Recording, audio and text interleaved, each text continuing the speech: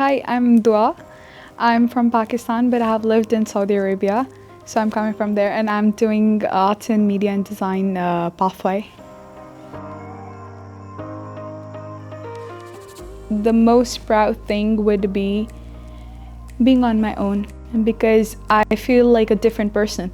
I was from a very weird family where I had never done any task. So now I have to do it. I know the responsibilities. I feel good about it. It's like I'm being a new person, and it's making me something better, I guess.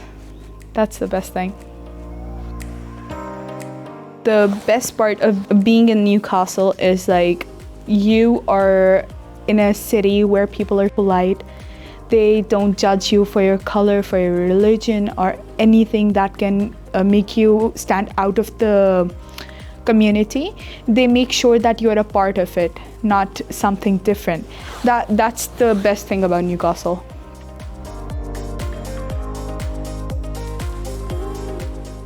The academic style, the education is worth it, and the teachers are gonna make sure that you know every single thing that's gonna happen that can help you in your future university course.